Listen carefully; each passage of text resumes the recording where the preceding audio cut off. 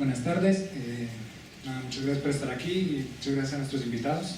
Esta es la segunda conferencia de nuestra serie de Contexto Digital, que es una oportunidad para, pues aquí desde la biblioteca, pensar en este contexto que llevamos ya un buen rato, pero que no deja de obligarnos a repensarnos y a inventar. Es como un futuro que está siempre presente, y un poco como biblioteca y como, digamos, lugar tradicional de los libros, en el momento en que los libros sufren toda esta revolución, pues toca estar todo el tiempo pensando, y es muy chévere porque es, de todas maneras, pues ver la biblioteca como un lugar de pensamiento y traer a estos invitados como para motivar toda esa reflexión y toda esa proyección. Y como vamos a ver, de todas maneras es un momento muy interesante porque nada está dado y no se dicta desde ningún lugar lo que hay que hacer. Entonces todavía tenemos mucha oportunidad para pensar cómo nosotros queremos hacer las cosas y cómo vamos a dialogar con todo eso que está pasando. Entonces hoy vamos a tener primero la conferencia de Carmen Ospina y después la de Edna Vodka.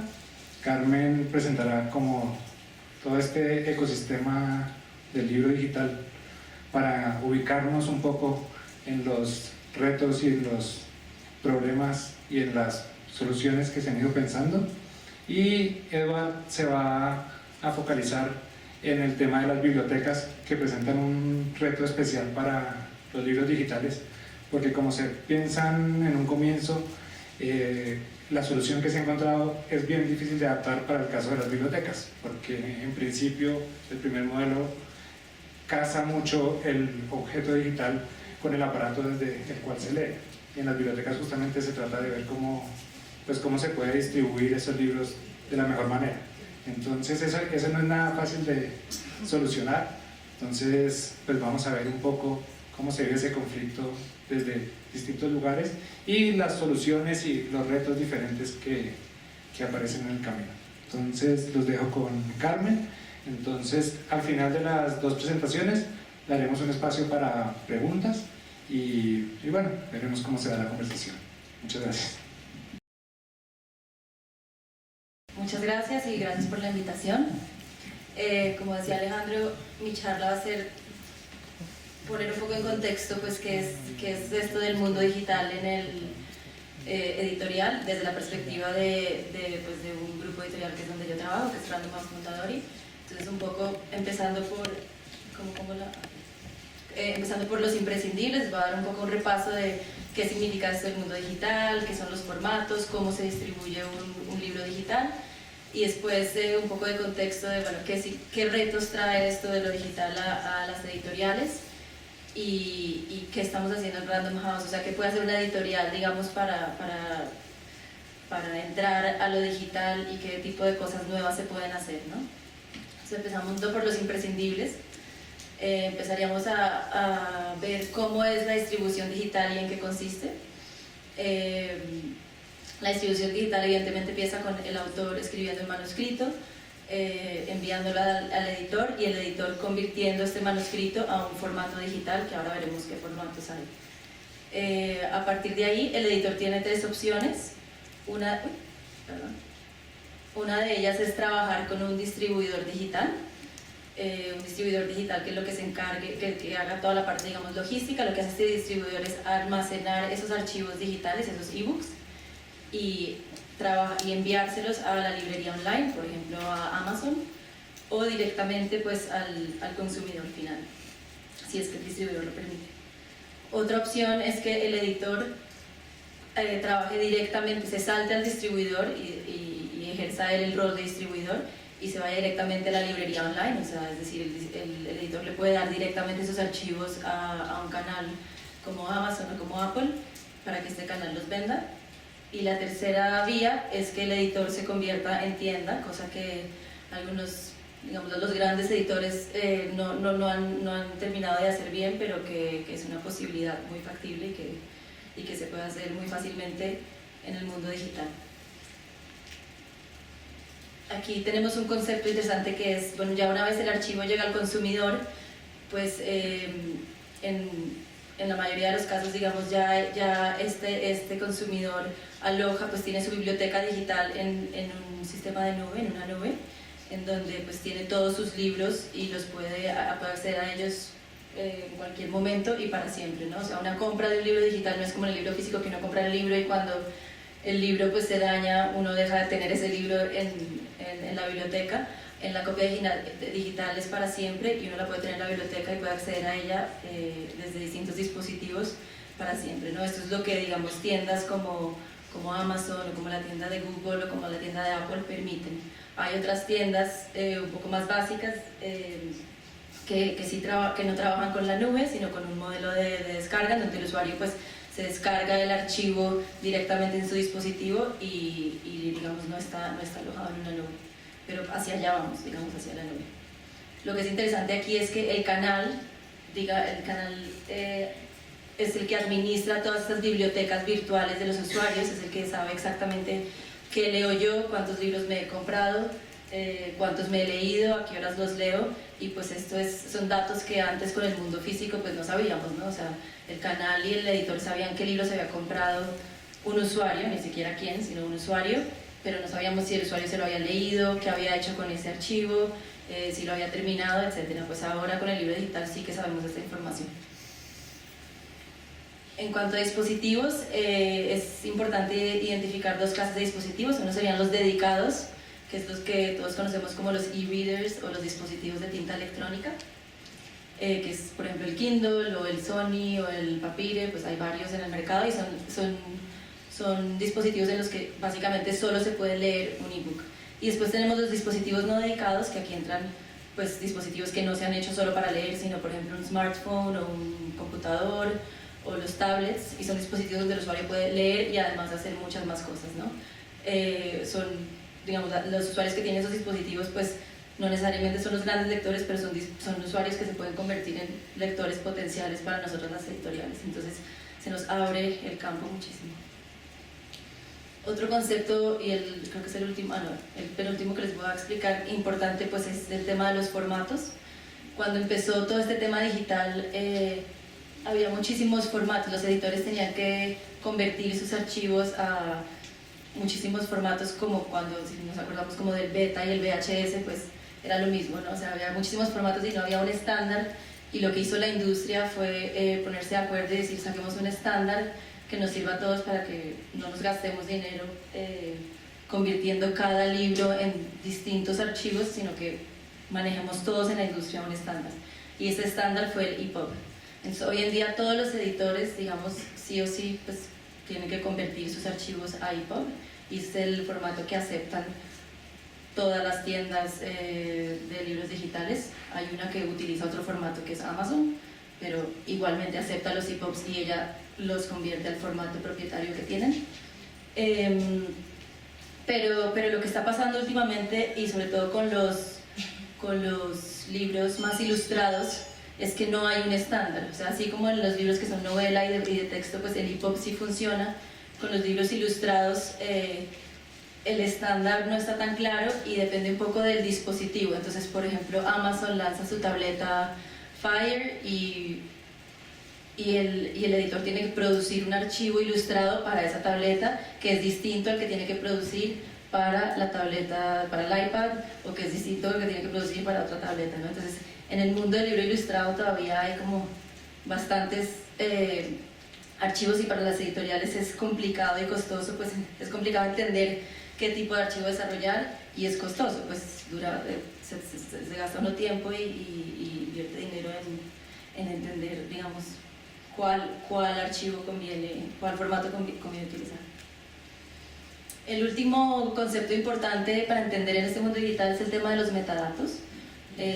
No sé si todos sepan qué son los metadatos, pero básicamente los metadatos es información relacionada a un texto o a un libro.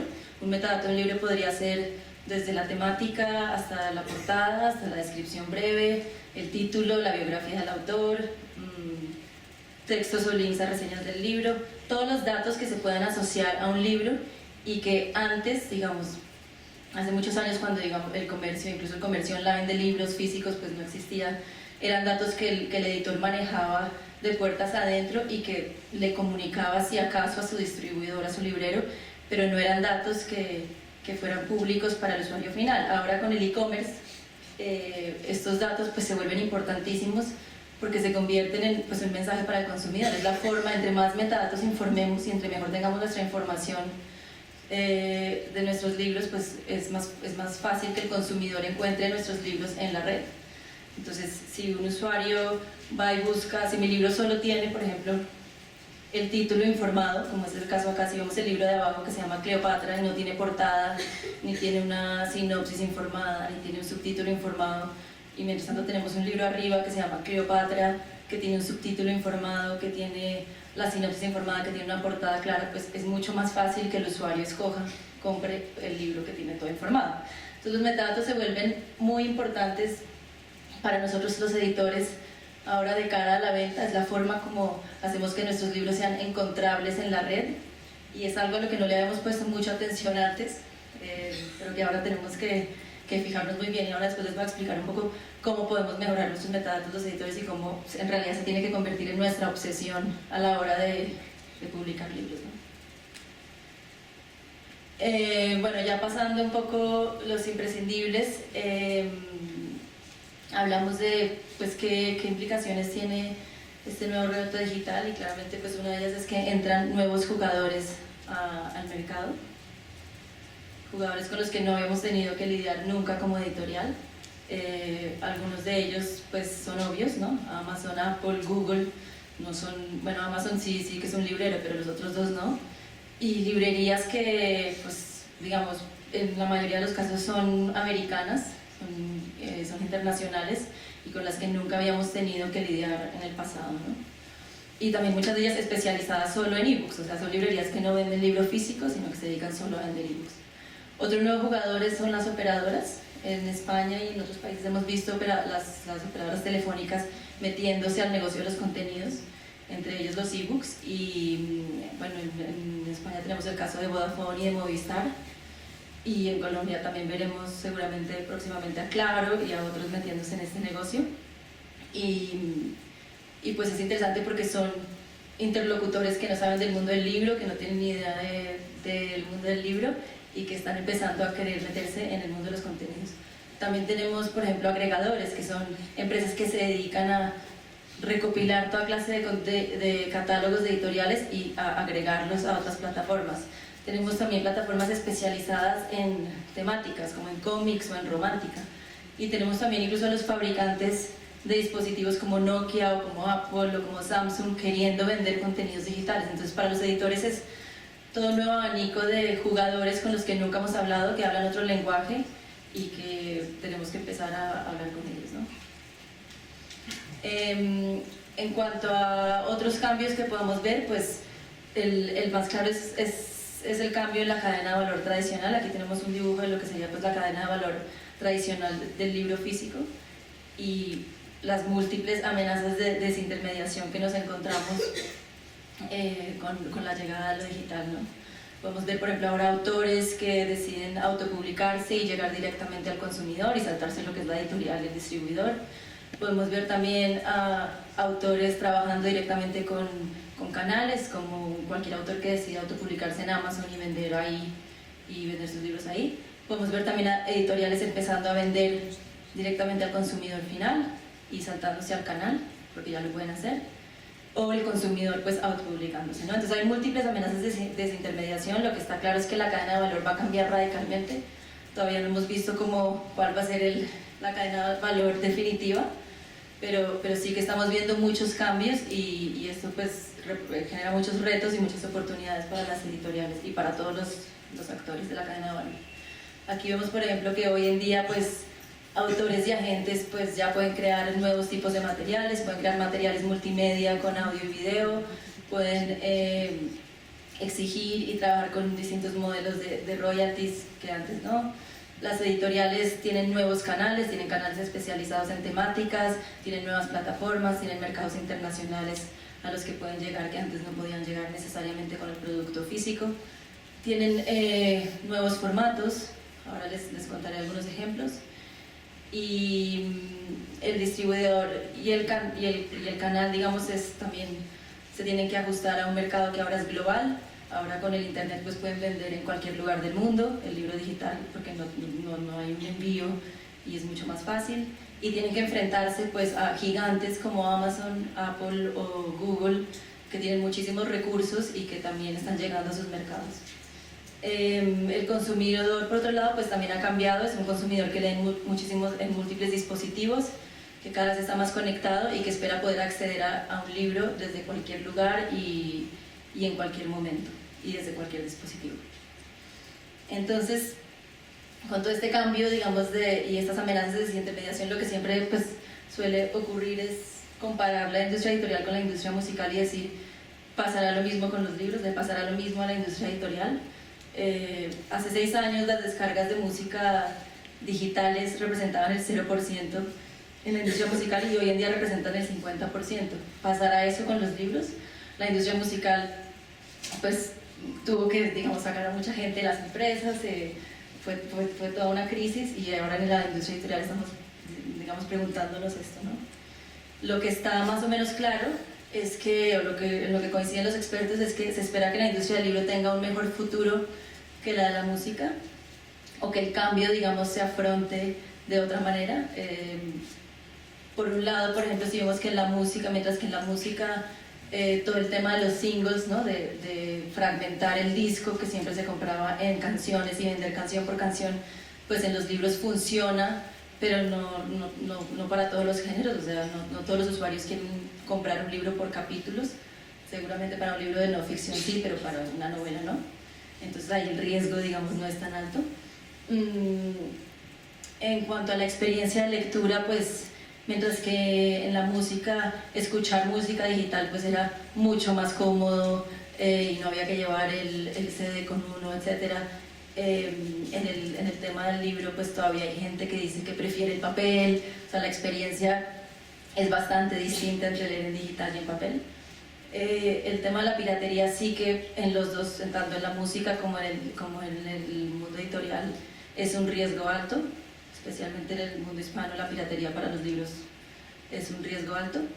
El tema de la desintermediación, por ahora, pues sí, es verdad que los autores ahora se pueden ir y publicar con Amazon y pueden ir directamente al consumidor, pero no hemos visto, digamos, aunque sí se han dado casos, todavía no es un riesgo muy alto.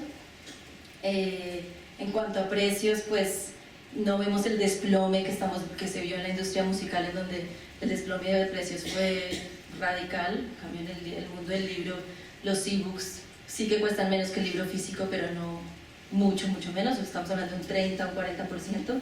La tendencia sí es a la baja, es cierto, pero no es un desplome tan rápido y tan pronunciado. Y en cuanto a la facilidad de consumo, pues sí, es verdad que en la música es muy fácil consumir una canción y descargarse música pirata y consumirla en 1 minuto y en cualquier idioma. A mí no me importa si la canción es en inglés o en cualquier idioma, mientras que en los libros pues sí que importa el idioma, es un consumo individual, es un consumo que no permite el multitasking, ahí pues están todas las barreras de si la calidad de la traducción es buena o no. Entonces, digamos, es un producto que es más difícil de piratear y de consumir digitalmente. De todas formas, sí que hay retos que no son los mismos de que los que sufrió la industria de la música, pero que sí son de riesgo alto, como por ejemplo pues, la expectación de los consumidores de que el contenido debe ser gratis, o por ejemplo pues, lidiar con tiendas online que son muy dominantes y que pueden imponer reglas del juego a las que no estamos acostumbrados los editores, o por ejemplo aplicar todo lo que es los territorios. Cuando los editores compran libros, los compran para determinado territorio, y en el mundo online pues es muy difícil mantener esa territorialidad y decirle a una tienda, mira, vende en Colombia pero no vendas en Perú, pues eso es muy difícil de controlar, y así es como está hecho el mundo físico y es muy difícil controlarlo en el mundo digital. Pero pues todos estos retos vienen acompañados de oportunidades, y es lo que estamos viendo, y les voy a dar algunos ejemplos de cómo las hemos aprovechado. Esas oportunidades tienen que ver primero con nuevos consumidores, con llegar a mercados de todo el mundo. Nosotros, por ejemplo, ahora estamos vendiendo libros en Japón, en China, pues, lugares donde uno no se esperaba que hubiera algún interesado en comprar libros en español, pero que ahora por ser un ebook pues, pueden acceder a él. También podemos explotar mercados que no podíamos explotar con el físico, podemos llevar libros latinoamericanos a Europa que antes no podíamos llevar por ser en el físico y viceversa. También, entonces estamos hablando de muchos más consumidores y muchos más posibles lectores. También estamos hablando de oportunidades de nuevos modelos de negocio. Vamos a empezar a pensar en no solo vender nuestros libros uno a uno, sino intentar modelos de suscripción, por ejemplo, para temáticas específicas, o trabajar con tiendas especializadas y llegar a usuarios que solo quieren leer cómics y trabajar con ellos, cosa que antes no se podía. Y también podemos empezar a pensar en publicar cosas que en papel no tienen sentido, por ejemplo, libros cortos que en papel no podíamos publicar porque son muy caros, pero que en digital pues tiene todo el sentido publicarlos, y ahora les voy a dar unos ejemplos. Pero tal vez la mejor oportunidad es pues que ahora existe información sobre nuestros lectores y sus hábitos. Con el digital se puede saber qué compran, qué leen nuestros usuarios y cómo lo leen. Si se leen los libros que compran, o sea, antes nosotros sabíamos cuántos libros se compraba un usuario en la librería, pero no necesariamente si se lo leía. Qué subrayan estos usuarios dentro de su ebook, qué comparten del ebook a sus amigos, hasta dónde se leen el ebook, a qué hora se lo leen. Toda esta información está ahí, se puede saber. Lo que es interesante es que hasta ahora esa información que tienen los canales no la tenemos las editoriales, que no vendemos directamente a los usuarios finales, pero esa información que está ahí. Entonces, un poco el plan también de la editorial es decir, bueno, esa información que yo tengo que poder acceder a ella, tendré que negociar con el canal para que me la dé, o tendré que inventarme una manera de conseguirla, porque es una información muy valiosa que, digamos, antes con el físico pues no teníamos a la mano.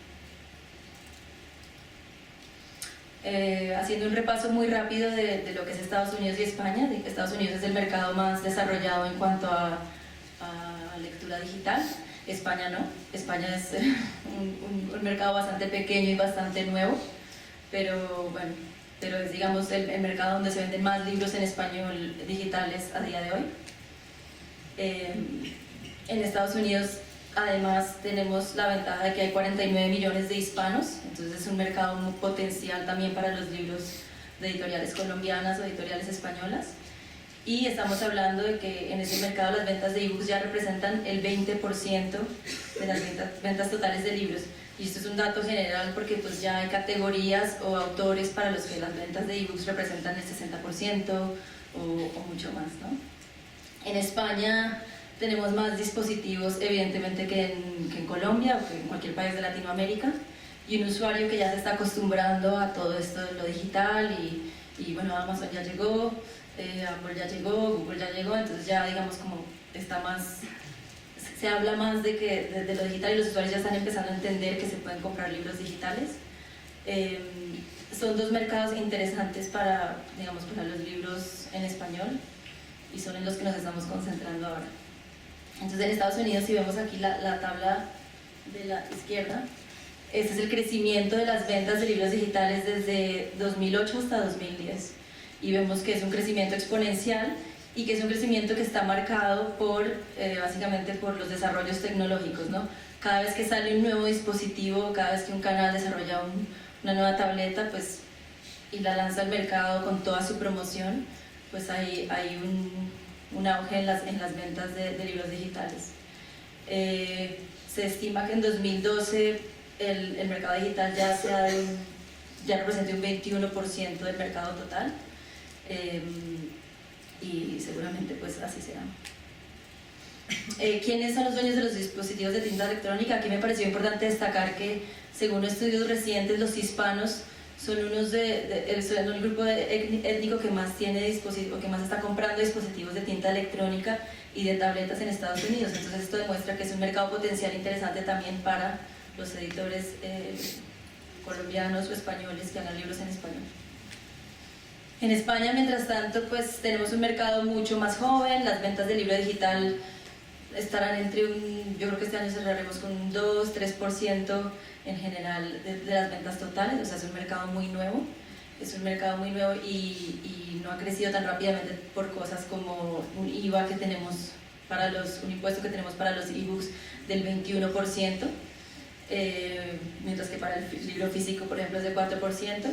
Pero bueno, es un mercado que está creciendo y en el que ya han llegado jugadores internacionales como Apple, como Amazon, como Google, como Barnes & Noble, lanzando sus tiendas locales y empezando a vender contenidos en España y en Europa. Ya estamos empezando a ver también éxitos en ebook, por ejemplo esta trilogía que no sé si han oído hablar de la trilogía erótica, que ha sido como el éxito editorial del año a nivel mundial.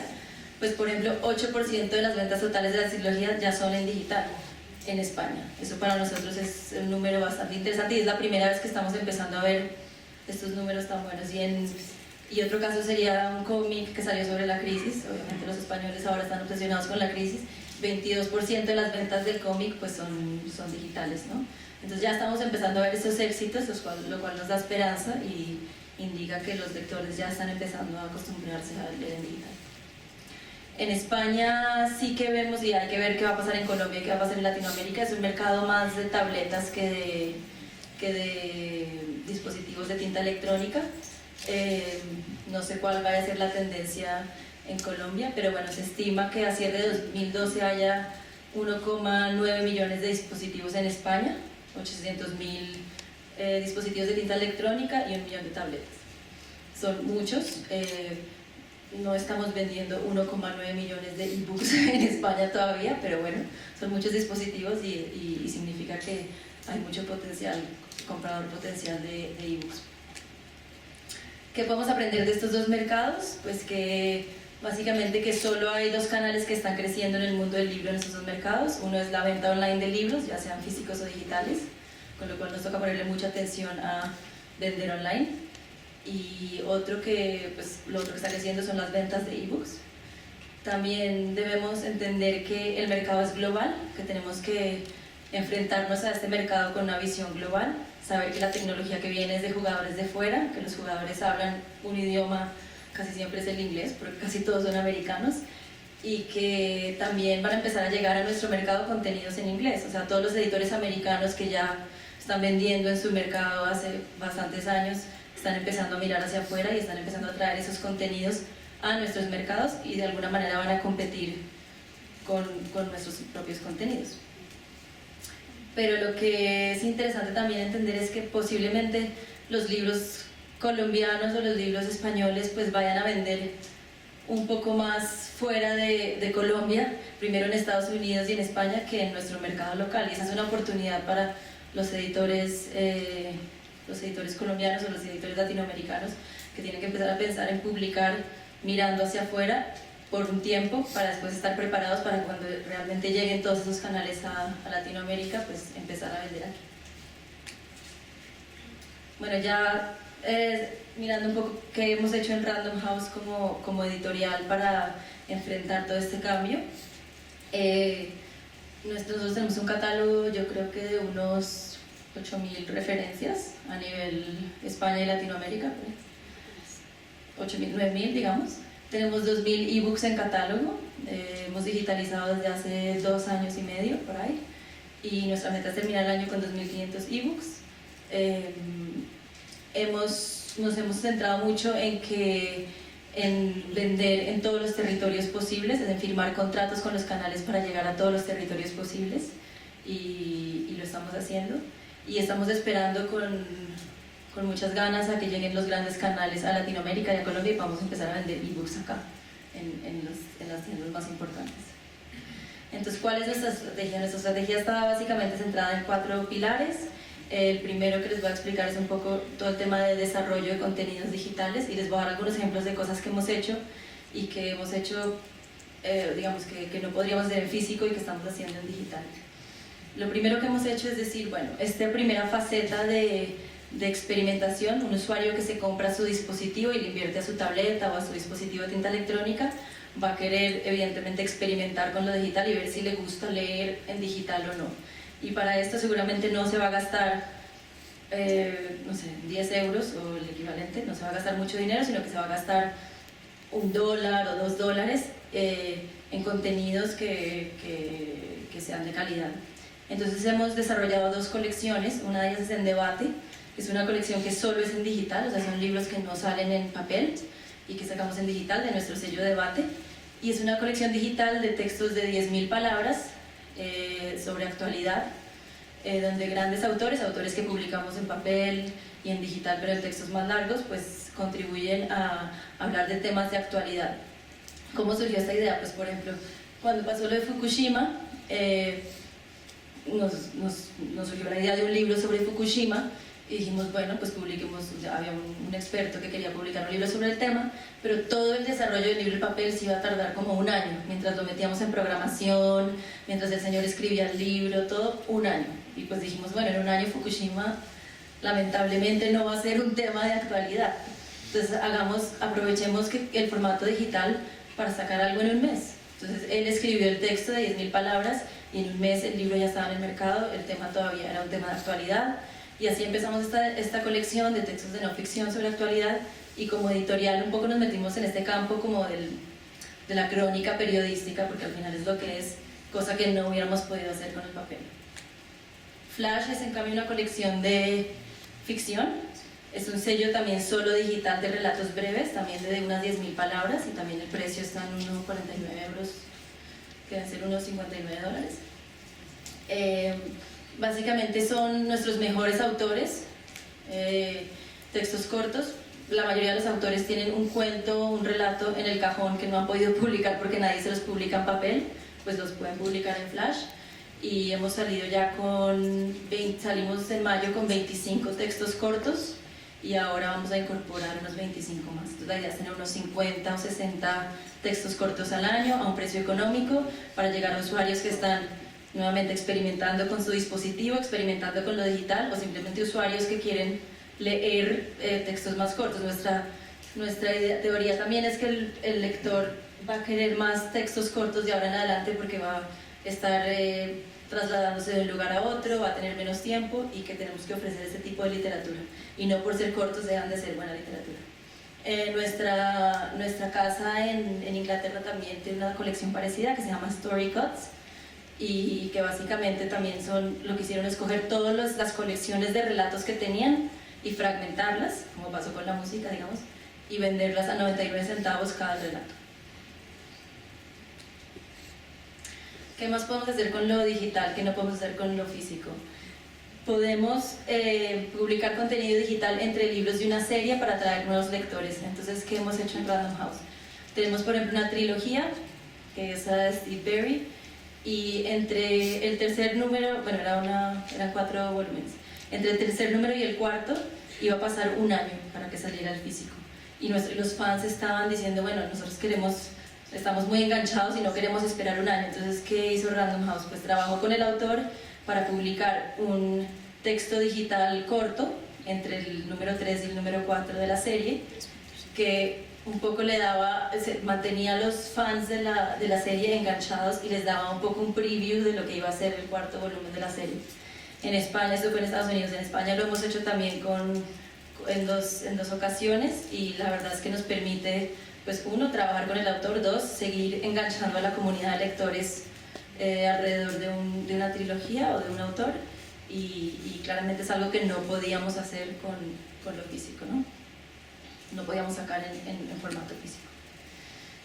¿Qué más hemos hecho? Pues hemos empezado a desarrollar ya no libros, sino aplicaciones para móviles. Nos hemos centrado sobre todo en aplicaciones para iPad y para iPhone. Hemos desarrollado varios tipos de aplicaciones, desde lo mejor de Carlitos y Snoopy, una aplicación sobre yoga que complementaba un libro, etc. Y hemos ido aprendiendo un poco qué es lo que nos conviene desarrollar como editorial, qué significa desarrollar una aplicación, cuánto cuesta, qué significa en cuanto a procesos de la editorial, o sea, el diseñador que diseña el libro físico, cómo puede contribuir a desarrollar una aplicación. Ha sido un proceso de aprendizaje muy interesante y no siempre, digamos, ganando dinero, pero ha sido muy interesante. Y aquí les doy unos ejemplos de lo que hemos hecho. Por ejemplo, esta fue una de las primeras aplicaciones que desarrollamos, y la idea fue decir, bueno, desarrollemos un contenido que no repliquemos el contenido exacto del libro en la aplicación, sino que vayamos un poquito más allá. Cojamos un libro que sea un método, en este caso fue el método Stevie, que es un método para ayudar a dormir a los niños, y pongámoslo dentro de una aplicación. Y esta aplicación lo que hace es que es el método. Básicamente te dice, ahora entra a la habitación y duerme a tu hijo, ahora sal de la habitación. Tiene muy poco texto, no es un libro para nada, es simplemente una aplicación que es un método. Entonces la primera vez que la editorial publicó un producto que no tenía un ISBN, por ejemplo, o sea, no era un libro. Y fue, digamos, un momento clave. A partir de ahí empezamos a centrarnos en libros de nuestras colecciones de referencia, libros de cocina, y aprovechando, claro, lo que permiten las tabletas de meter video y audio, y utilizando, pues, digamos, enseñándole también a nuestros diseñadores a pensar en maquetar un libro para una aplicación. Ya tenemos 2 aplicaciones, una es de un panadero que le hemos publicado 3 libros, y lo que hicimos fue coger las mejores recetas y meterlas dentro de esta aplicación, y además que él aproveche y pues en video muestre cómo se amasa y cómo se hace el hojaldrado, etc. Y también tenemos otro libro de cocina que también le hemos metido audio, el paso a paso, que le permite al usuario pues hacer una lista de compra, compartir las mejores recetas, etc. Y nos ha funcionado muy bien en realidad para el género de libros de cocina, pues el tema de las aplicaciones para móviles. En cuanto a aplicaciones infantiles, hicimos un experimento con uno de nuestros libros personajes más vendidos infantiles, que es Batpat, y hicimos un libro en donde hay animaciones, hay un juego que los usuarios, los niños tienen que leer el libro y se van ganando puntos según vayan encontrando unas pistas.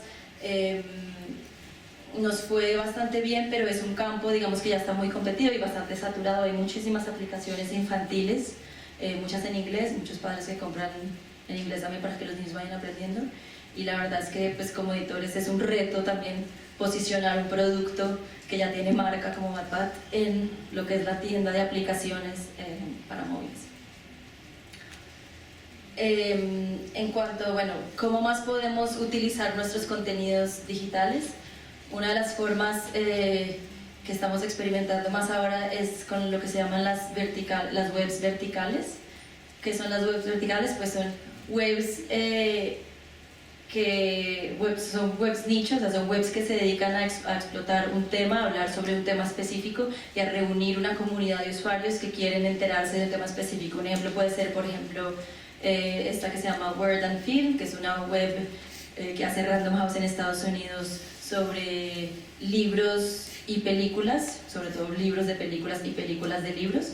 Entonces es un blog donde está lo último, donde expertos de Hollywood hablan de pues, la película del momento. No solo se habla de libros de Random House, sino de libros de todas las editoriales. Es realmente la intención aquí es reunir a una comunidad alrededor de una temática. Lo mismo puede pasar con romance, lo mismo puede pasar con ciencia ficción o con cocina. Entonces, uno de estos ejemplos es cómo hace la editorial para decir, bueno, tengo todos estos contenidos digitalizados, como las recetas de mis libros de cocina, y cómo las puedo reaprovechar en la red. Pues, ¿qué están haciendo, por ejemplo, en Random House en Estados Unidos? Están cogiendo todas sus recetas, se las alimentan a estas webs súper potentes como Epicurious o como recipes.com, les dan esos contenidos a cambio, pues evidentemente, de publicidad, de mención sobre los autores de Random, de mención a los libros de Random. Entonces es una manera también de reaprovechar el contenido digital como fuente de publicidad y pues de venta. Otra forma de reaprovechar el contenido digital es este ejemplo de Político. Político es una web norteamericana que cubre las elecciones presidenciales, y son 2 periodistas de Newsweek, el corresponsal de la Casa Blanca y el periodista de Newsweek, que son muy reconocidos, entonces tienen muchísimo público. Y lo que ha hecho Random House es asociarse con esta web que tiene mucho tráfico, mucho público, para de los contenidos que se publican en esta web sacar 4 libros, ebooks instantáneos sobre la carrera presidencial en Estados Unidos. Entonces, en 4 momentos claves de la carrera presidencial, Random House saca 4 libros muy cortos, solo en digital, que venden en esta web y que están escritos por los periodistas de esta web, que son muy reconocidos. Ahí, en esta web también, Random House lo que ha hecho es abrir una librería online y vender libros de política. Entonces es una forma de, digamos, de sacar contenido publicable de estas webs nicho, de estas webs verticales, y también aprovechar esas webs verticales para vender libros afines. Otra forma como se pueden trabajar las webs verticales es generando comunidad y generando pues, una comunidad que genere contenidos. Aquí tenemos un ejemplo, me voy a centrar en el de abajo, que es Me Gusta Escribir, que es un proyecto que estamos reinventándonos ahora, pero bueno, es un proyecto de España que básicamente es un site donde los usuarios pueden colgar su manuscrito y publicar, digamos, colgar su manuscrito, que ese manuscrito sea votado y valorado por otros usuarios de la comunidad, y los manuscritos más valorados son leídos por los editores de Random House. Entonces es una manera de entrar a la editorial, pero también pues seguramente pues de publicar sus contenidos, de que sean valorados por otros y eventualmente de autopublicarse, ¿no? Que esa es nuestra meta en el próximo año. Ya en este año, a finales de este año, vamos a publicar el primer libro que sale de esta red, que fue uno de los manuscritos más valorados por los usuarios de la comunidad. Entonces también es otra forma de conseguir otra fuente de contenidos que como editorial antes no nos hubiéramos imaginado que podíamos tener. Bueno, otro pilar, digamos, de nuestra estrategia es pues, llegar a nuevos mercados y a nuevos canales y aprovechar las tecnologías para hacerlo, y pues evidentemente aquí entra lo que yo creo que ya todos conocemos, que es la impresión bajo demanda, y utilizar la impresión bajo demanda para permitir que nuestro catálogo esté en todos los lugares disponibles. Una de nuestras metas de este próximo año es realmente aprovechar la impresión bajo demanda para garantizar que que un libro que se publique en Random House esté en todos los países en donde Random House está presente, por ejemplo, no solo si publicas en España, estás en España y no te pueden decir, ay no, es muy caro exportar tu libro a Latinoamérica o de Latinoamérica a España, sino que realmente la tecnología ya nos permite que nuestros contenidos digitales se publiquen en papel en cualquier lugar, ¿no? Entonces aprovechar eso para potenciar que nuestro catálogo esté en todas partes. Y si vemos aquí pues la estrategia, lo que está abajo siempre pues es lo de los metadatos que les explicaba anteriormente, y aquí les voy a dar unos ejemplos de cómo los metadatos pues son muy importantes de cara a hacer que nuestros libros sean encontrables en la web y por lo tanto que otros usuarios los compren. Aquí empezamos con un experimento que hicieron en Estados Unidos, que solo cambiando la temática de un libro de Grisham, que estaba catalogado como ficción general, y lo pasaron a ficción suspenso, pues en una semana las ventas aumentaron un 55%. ¿Por qué? Porque antes el usuario, pues un usuario que se mete a Amazon y que le gusta el suspenso, pues nunca se mete a la lista de ficción general, porque hay una mezcla de todo, ¿no? Entonces se va y busca su nicho, que es la ficción suspenso. Y segundo, porque pues claro, al estar catalogado como ficción general, ese libro competía con millones y millones de libros, mientras que al estar catalogado dentro de su categoría más específica, pues el libro ya evidentemente estaba bien posicionado, porque es John Grisham, en una lista de todos los libros de ficción suspenso. Entonces, gran parte de nuestra estrategia es, por ejemplo, catalogar bien todas las temáticas y evitar al máximo esta catalogación muy general que solíamos hacer antes, porque antes no importaba mucho, de ficción general.